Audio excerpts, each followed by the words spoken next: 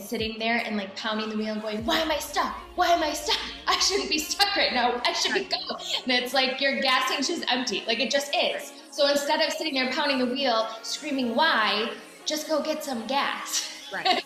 And half the time you're sitting at the gas station with your credit card in your hand. Like, you just, when you run out? Maybe you, not me. I'm calling AAA like, I'm on the side of the road.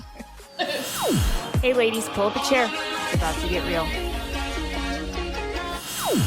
Okay, so today I literally came across this YouTube and there was this quote that this guy shared and I wrote it down and I wanted to share it with you because I feel like it's such a gem quote and you're going to take this and you're going to just home run it and it is going to just speak so much life into our life right now. Are you ready for it? Yeah, I'm excited. Okay. It is. I literally wrote it down word for word. And it's like a question quote, I guess. What do you do when your car runs out of gas? Do you give it away? Do you sell it? Or do you put gas back in it? What do you do? It's so good. It's so good. I had to rewind it because I was like, Yeah, no, that's so good. That's so good on so many levels. Like my first place that my head went was like, thank you, number one, for sharing that because it's so timely for me personally. I'm like definitely in one of those moments of time because we have a million moments of time, but this moment of time where you're just feeling like a little out of gas, you know? So like in your mind, I feel like that's so huge because that was me today before even getting on the podcast, before really anything. And most mornings I set the tone for my morning and I really try to fill my cup. But like today it was like that knowingness of that extra where I was like, I need to just lock myself in my office. I need to read. I need to pray. I just need to like journal. I need to like do the things that I know are refilling the gas tank of my mind. Go for a walk. Like I took the dog for a longer walk today with no phone, no nothing, like just that refueling of the tank of your mindset. But it also made me think about like your body. Obviously, we are in health and wellness and we coach a lot of women in health and wellness. And how many times do we hear about like we always talk about like the roller coaster or people like fall off the wagon, right? But to me, right. falling off the wagon almost equates to like selling the car. Like, screw it, get rid of this. This is a piece of junk. Let me just, when in reality, it's like, no, maybe you just had a bad day or even just a bad meal. Like maybe you just had a bad moment or a bad night. You just need to like properly fuel it today, you know, in this new moment. So I feel like it hits me on so many levels, you know, mind, body, and spirit of don't throw the baby out with the bathwater, as my grandma would actually say. Like that's like a grandma term. Yeah. Just get some fuel back in there. And that, I mean, for me, I know what fuels me. I guess I was actually going to come on and ask you today because I was really just in that moment where you could spiral and you can, you know, completely like get paralyzed, if you will, in this oh, poor me, sad story, struggle, meh, you know? And curious, like, what do you do in those times? Because nobody's immune to them. We all deal with them. It's just, will you get yourself out of it or will you let yourself stay there? Right? Yeah. So when your car's running out of gas, do you sell it? Do you toss it in the junkyard, let it stay there in your driveway out of gas? Like, no, it's silly. Yeah. I think that is a really great question, and you are absolutely 100% nail on the head. Nobody's immune to it. We all go through ebbs and flows of our seasons, right? There's highs, there's lows, and that's what makes life so beautiful, right? Even through the lows, you're getting pulled through something, right? I feel like when I am in those moments where I'm getting in my own way, and you have to have people around you that will check you, right? My husband, Matt, he knows if I'm not hitting my workouts, if I'm not like filling my brain up with some good things, He's like, are you listening to are you listening to your audiobook? Are you working out? Like he can tell when I'm off my game, when I'm not putting the fuel in my car, because when you're not putting the fuel in the car, like it's really hard to move anywhere, right? So I catch myself in those moments when I'm not pouring into my own time. And I think a lot of times as women, it we don't always set boundaries for ourselves within our day, within our schedule, and we want to be everything for everybody. And that catches up to us at a certain point. And when we're everything for everybody, that usually presses into our red time, our time that we should be really focusing on putting ourselves first, putting our yes first, putting our health first. And yeah, I think I definitely have caught myself in that quite a few times, and having somebody be able to be like, are you doing this? Like, do I have permission to be honest with you? You know what I mean? Like, you have to have those people in your life. And if you don't, you need to find a community that can Mm. have that, be able to share that with like the right heart, right? You can't just have someone just coming up to you and saying that. You'd be like, who are you? You know what I mean? So I Yeah. think you need to have those moments to where you can either have those people that will check you, or you need to be able to take responsibilities and take ownership for your own choices too. And sometimes that means you need to check yourself looking in the mirror. Yeah. You know what I mean? Absolutely. And I think like knowing yourself and the way that you function as somebody personally who's gone through like very dark times and did not medicate or do any of that kind of, just like really struggled through. Not that that's better than medicating at all, but what I'm saying is like for me, I really got to know the beast, if you will, like how I function, how I operate, and knowing also like I could feel, I can feel that what it feels like to run out of gas. Like I can feel the car running out of gas and I'm like, oh snap, I need to retreat. Like I'm a retreater. I'm not somebody that will, even if my husband were to like, he did try to be like, is everything okay? Like a lot has hit us in a couple of days. He's like, are you good? Are you handling this okay? I'm not going to be like, I don't chat back. I'm like, shut the door, lock it, let me freaking like do what I gotta do. Yeah, yeah, and process in my own way and then make sure that I'm putting those things back in. And it's so wild that you said a couple things hit me because you said your husband will ask you like, are you reading your book? So years ago when I had first started one of my businesses as a young entrepreneur, single mom, I was like in a dark, dark place, struggling. And I had all these people on the outside telling me, now this is going down a rabbit hole, so I apologize. You can like edit this out. But Go back in that rabbit hole, girl. I love it. I had all these people as I'm a single mom, 3 kids, trying to make it work. I'm working 3 jobs. I got the pity party going on.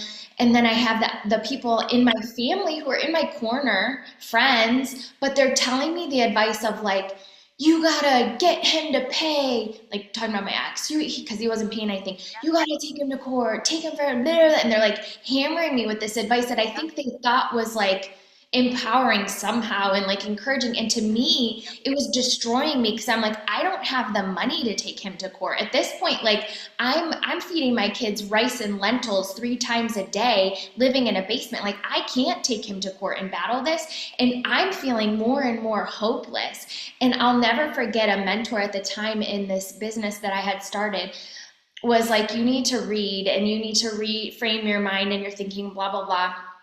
And I was like so young into this, and I'm like, yeah, okay. And I would read, and I'd be like all gung ho. And the days that I would call and be a disaster, he would say back to me, like, have you read 10 pages today? And I would instantly be like, no. And he would not speak. He'd go read 10 pages and call me back. Yeah. And I was like, and I would call back. Audacity, right? I would call back though, changed.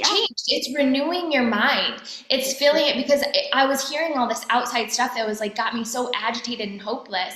And you renew your mind with that good fuel, right? Like my tank was on below E, and I'm trying to fill it with like nonsense more. So it's not working. And so, the other thing he said that was so powerful, if there is any single moms out there listening to this and are in the same boat, if we don't edit this out, he said to me, Monique, what would it look like if instead of you stressing over taking him back and making him pay everything he owes, whether he owes it or not, justified or not, what what would it look like if you just did it on your own? What if you realized you're more than capable to do XYZ and you could go after this and you could make enough money that you wouldn't even have to worry about if he paid you child support or not? What would that look like? And in 18 years, if he did pay child support, you could even give it back and be like, here, I did it without you.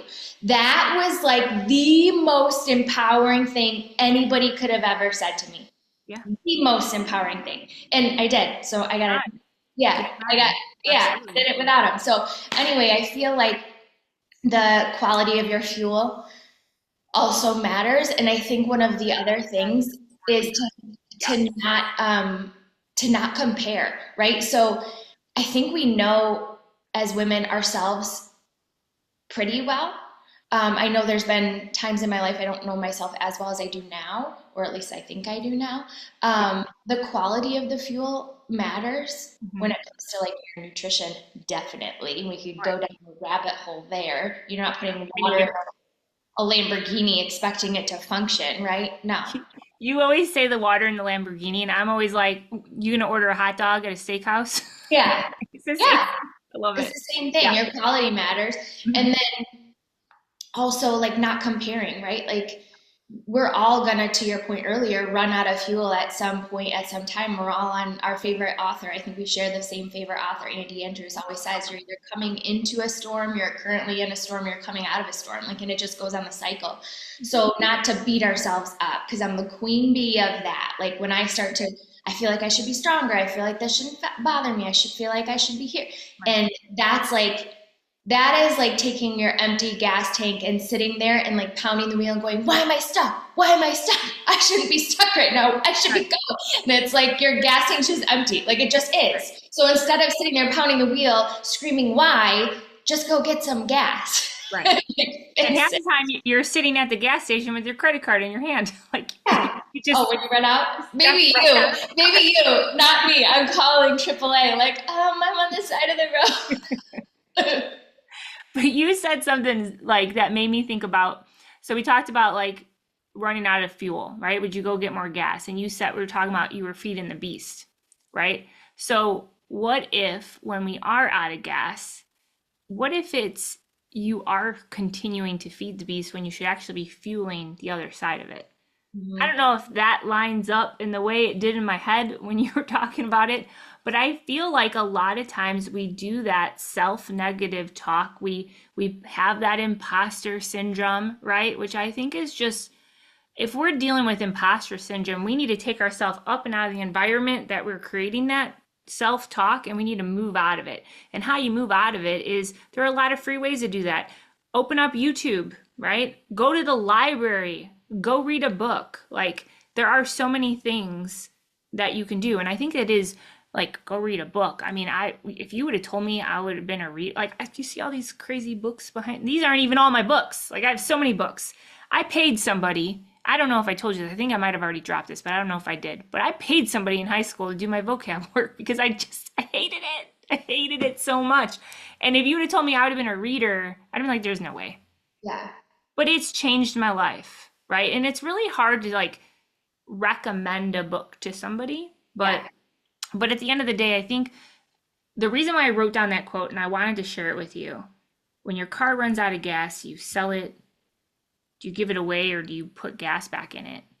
It made me think a lot of times, like when we're walking on this journey that everyone's about to run into with New Year's resolutions, and they're going to discredit, like to me, the running out of gas part, like I don't know why my brain went there, but the discredit part is like, so many people are not paying attention to the non-scale victories. Like I'm sleeping better. I am putting my shoes on and showing up for myself. I am choosing to eat healthier 80% of the time, right? I am dealing with great energy now. Like I didn't have, but they're so roped up in whatever that stupid scale says in the whole number. that they discredit all the other great things. And what we talked about the last time or a couple times ago, how health's a feeling. Yeah. Like you should feel amazing on your way to your health. And if you're discrediting those things, you're not even allowing the fuel to like actually get the engine going because that's what's happening. So I think we have a skewed perception of what health really means in this like culture that we run around right now in this day and age. It I don't know. I feel like it gets shifted. I feel Yeah. like it's made more like my 70-pound weight loss, Monique, is not my biggest transformation in my health journey. And Yeah. that sounds crazy. I lost 70 pounds. I'm healthier now in my 40s than I was in my 20s. I have more muscle now than when I was a collegiate athlete right out of high school, before kids. And I have two kids. I had them both when I was 23 and they're not twins. I was over 200 pounds and I'm healthier now than I have ever been in my whole life, doing the simplest thing I've ever done in my whole life. And my 70-pound weight loss is not my biggest transformation.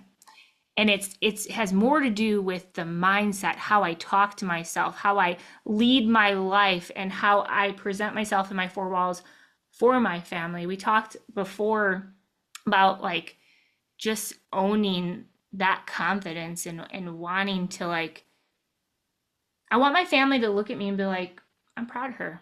I'm proud Mhm. of my mom. I'm proud Yeah. of my wife. You know what I mean? And it's like I'm a better version of me because of them. Yeah. I'm a better version of me because of everyone I have the honor to be in the trenches with and coach towards their better health. Yeah. Because like I don't know, it's when you live in your passion, and my passion's been broken up on a bunch of pieces and I'm standing over it and I had to pick up those pieces and put them together, and to put them together stronger than they've ever been. You know what I mean? Like I just feel like we're not chasing a number. We're chasing how we feel. We're chasing how we talk to ourselves. We're chasing we're chasing the gas station. Like go put the fuel in your car. That's a you thing. I love Until that. you take ownership of that.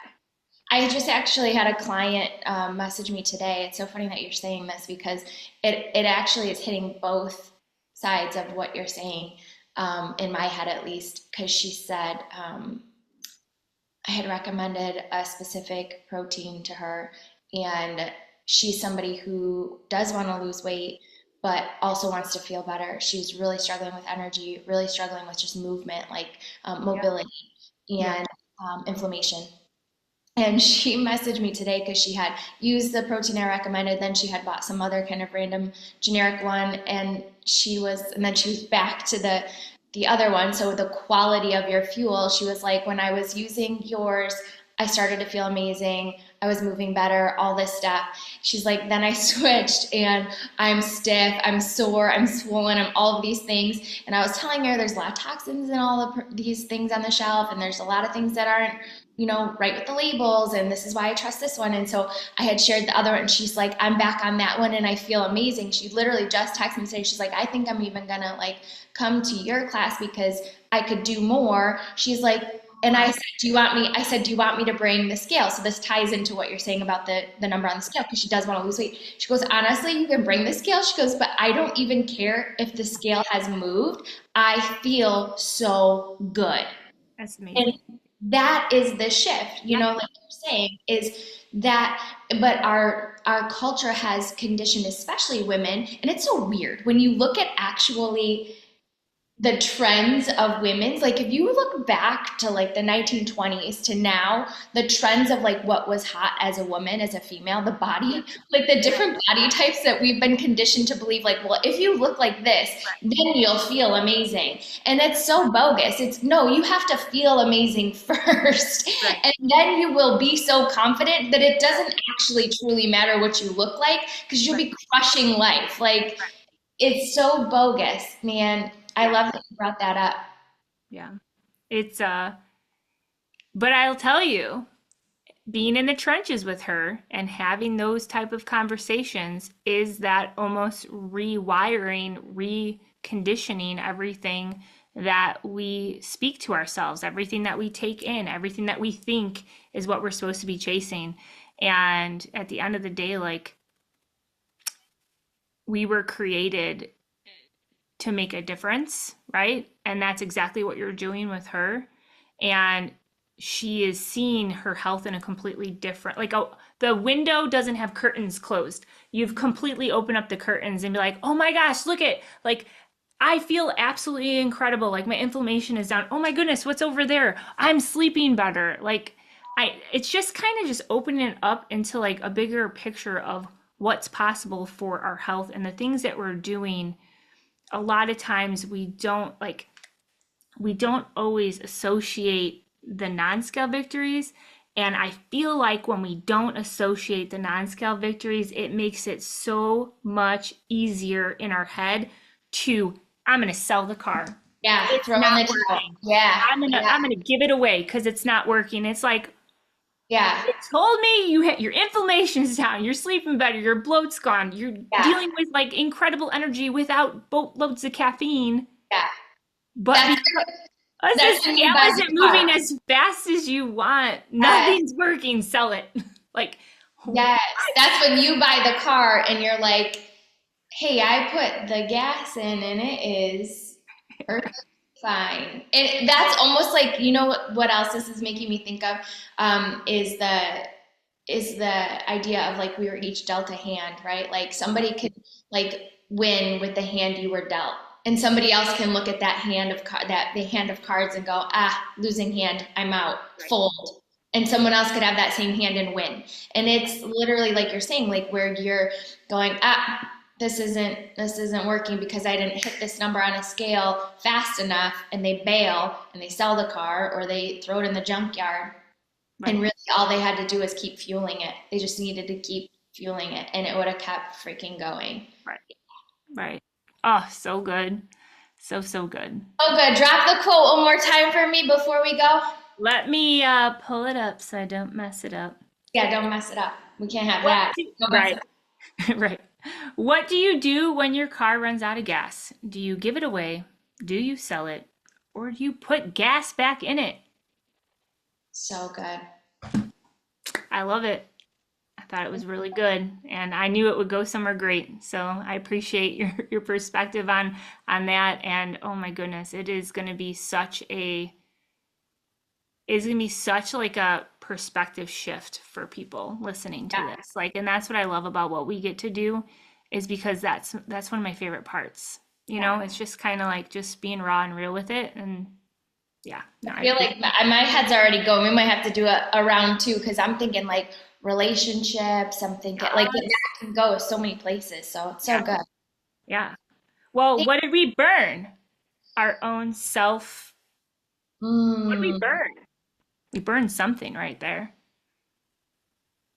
I think there was a lot. I feel like mostly it's in the way I see it burning down this um, the quickness to just crumple it all up and throw it away, like to this it's a very destructive mentality, when you have a car that ran out of gas and you're like, I'm just gonna throw it in the junkyard, or I'm gonna sell this. Like it's garbage. It's garbage. Like that whole mentality that if something goes wrong, or if there is a struggle, or if the thing's not doing exactly what you want it to, or if you feel stuck, Right, maybe you just need to check the gas tank and right, keep fueling it. Don't give up.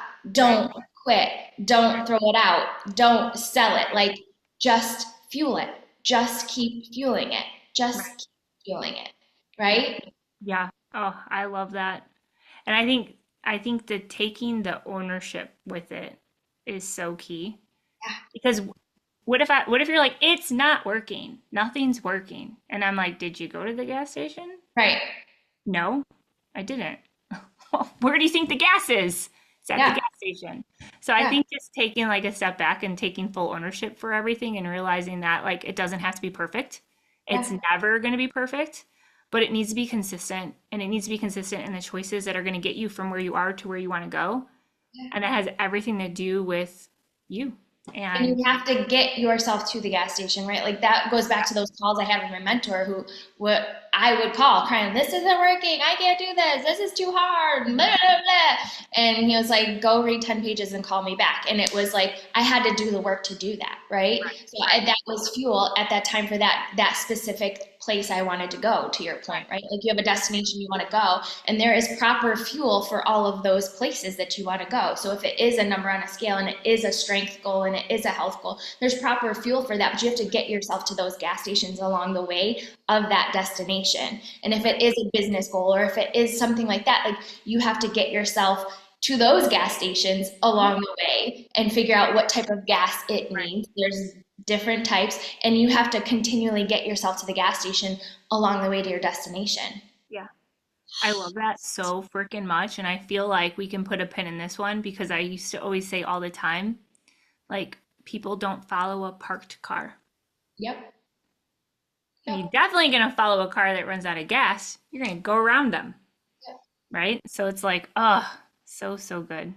But yeah, so when you pick your New Year's resolution, don't be in the 9%. No. Yes, be in the 9%. But let's grow the 9%. What I meant to say was don't be in the 24% that give up in the first week. Yeah. And it was like 40 something in the first month. Yeah. Choose to put the fuel in, choose to show up for you. And just like your mentor, he can give you the whole plan. He can map it out. Monique, this is what you need to do. But you're the one that had to show up and do the work. So in that's also another point though, as you're choosing your New Year's resolution, like burn the idea that you're just going to like pick the resolution and boom, it's going to happen 30 days later. Like you have to be a realist in that regard. Like I think you have to dream and pray and have all these ideas, but then you have to be a realist and go, okay, so if this, like old school, like I remember traveling old school before we had all this fancy GPS, and it was like, you got the map out. And you're like, this is the route I'm going to take. Here are the gas stations. This is the type of fuel I need. So as you're choosing your New Year's resolutions moving forward, if it's in the health and wellness space, which most of them are, you just joining a gym like we talked about, or you just trying to pick a random diet, that's not the game plan. You have to actually get with somebody who can say, this is the best route for you metabolically, and you need to follow these gas station markers and put these types of fuel in and do it for X amount of days. Like that's the path. And then you do it, and then you follow it. You don't veer off the path and go, the opposite way. I mean, it's going to take you longer. Right. Or you could run out of gas and not be near a gas tank, and that would really suck. I feel like me getting in the car right now. I'm going to Disney World. I have no idea which way I'm going to drive. Yeah. And get pissed when I'm like, I'm still in Indiana. Why am I not? Somebody else is like, well, I got to Disney this way. And you're like, oh, let me go that way. Oh, let me go this way. And like, no. Yeah. Oh, so good. Well, this was fun. I knew that this quote would be a good one. Oh, good. And it's so like relatable. We could take it in different places. I like where you were going with what you said. So with that, another day, another burn on the way for sure. I appreciate you. Maybe drop some things below, ladies. If you're listening to this, like what are the things that you're like, you know what? Maybe I gave up this too quick. Ooh, yes. Maybe I gave this. Yes. Let's get into the ladies' room together and get a little combo going. I love that. Yeah. And we just dropped too that affirmation book that I put out 100. That our black book of 100 affirmations. So I think like fueling that brain is definitely going to help make a shift. So with that, go to the gas station, ladies. Fuel up. Fuel it up. All right. We'll talk to you later. Bye. Bye.